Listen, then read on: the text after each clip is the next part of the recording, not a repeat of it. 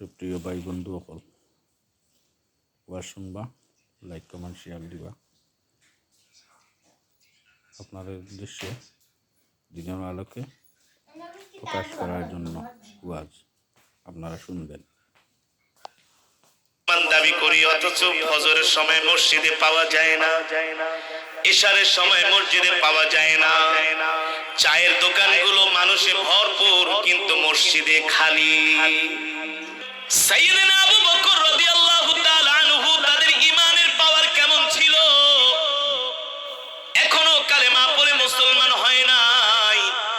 মক্কার যুবকেরা বলে, আবু বকর আপনার কাছে বিচার দিলাম, আপনি যার সাথে চলেন সে নিজেকে নবী দাবি করে। আচ্ছা আবু বকর আপনি বলেন, মক্কার জমিনে এত বড় বড় ধনাঢ্য ব্যক্তি থাকতে ওই মুহাম্মদের মতো গরিব একটা মানুষকে আল্লাহ কেন নবী বানাইবো? বলেন নাউজুবিল্লাহ। এই কথা শোনার পরে সাইয়েদনা আবু বকর বলে, মক্কার যুবকেরা মুখ সামলায় কথা বলো, সাবধান সাবধান, আল্লাহর নবীর বিরুদ্ধে কোনো কটাক্ষ করবে না, কোনো অশ্লীল কথা বলবে না, তাহলে আমি আবু বকর তোমাদেরকে ছাড়ব না। এই কথা বলে আল্লাহর পয়গম্বরের কাছের মানুষ, কাছের সহযোগী আবু বকর যুবকদেরকে ধমক মাইরা চইলা গেলেন আল্লাহর নবীর দরবারে। আল্লাহর নবীর দরবারে যায়া সাইয়েদনা আবু বকর জিজ্ঞেস করলেন, ওগো আল্লাহর নবী, একটু আগে মক্কার কিছু যুবকরা আমাকে ডাক দিল, আপনি নাকি মক্কার যুবকদেরকে বলেছেন আপনি আল্লাহর নবী। সাইয়েদনা আবু বকরের কথা শুনে আল্লাহর নবী বলেন, হ্যাঁ হ্যাঁ আবু বকর, আমি বলেছি আমি আল্লাহর পয়গম্বর। সাইয়েদনা আবু বকর বলে, ওগো আল্লাহর নবী, আপনি যে আল্লাহর নবী, আপনি যে আল্লাহর পয়গম্বর, এই সম্বন্ধে আপনার কাছে কোনো দলিল আছে কিনা? আল্লাহর নবী বলে, আবু বকর আমি যে আল্লাহর নবী এই দলিল তো আমি তোমাকে আরো আগেই দিয়ে দিয়েছি। সাইয়েদনা আবু বকর বলে, ওগো আল্লাহর নবী কিভাবে দলিল দিয়েছেন? আল্লাহর নবী বলে, আবু বকর আপনি চিন্তা করে দেখেন, আপনি আরো 10 বছর আগে ব্যবসা করার জন্য আপনি সিরিয়ায় গিয়েছিলেন। বলে হ্যাঁ গিয়েছিলাম। ওই সিরিয়ায় যাওয়ার পরে রাত্রিবেলা আপনি কোনো স্বপ্ন দেখছেন কিনা?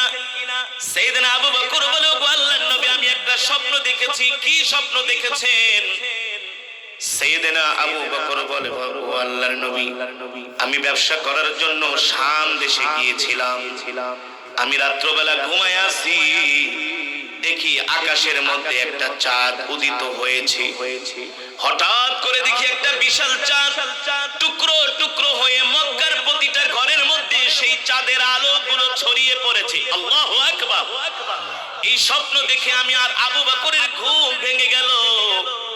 আবার কিছুক্ষণ পরে আমি ঘুমায়া পড়লাম, দেখি ওই চাঁদটা আবার একত্রিত হয়ে পুরো চাঁদ আমার ঘরের মধ্যে ঢুকে পড়েছে।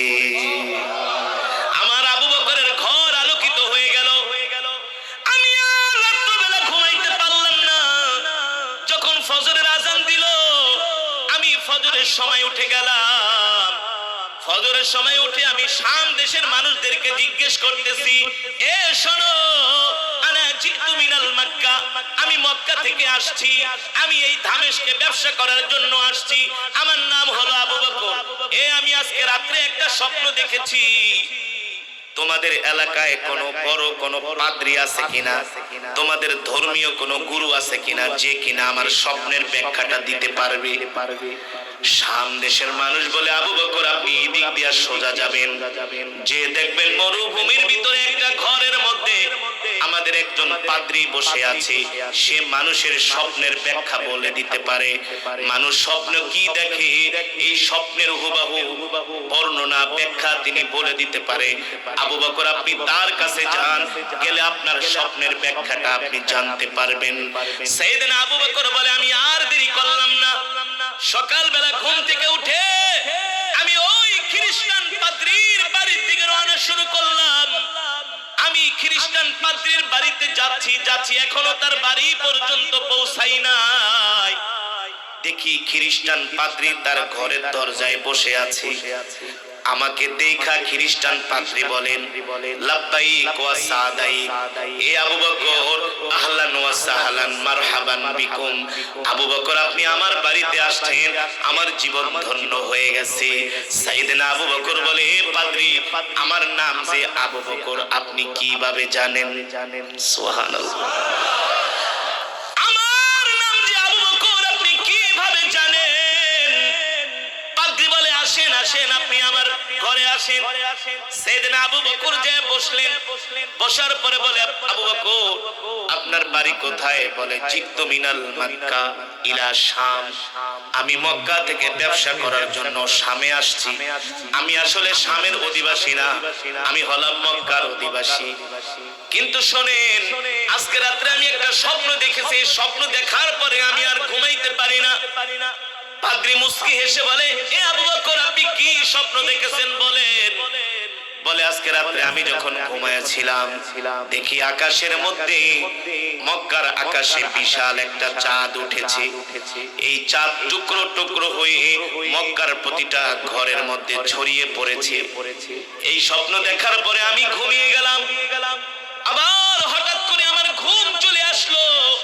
আবার দেখি ওই টুকরো টুকরো চাঁদটা আবার একত্রিত হয়ে আকাশের মধ্যে আলো দিচ্ছে।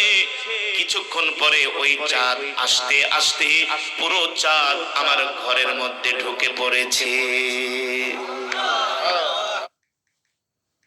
সুপ্রিয় ভাই বন্ধু হল ওয়াজুন বা লাইক কমেন্ট শেয়ার দিবা। আসসালামু আলাইকুম রহমতুল্লাহি বারাকাতুহু।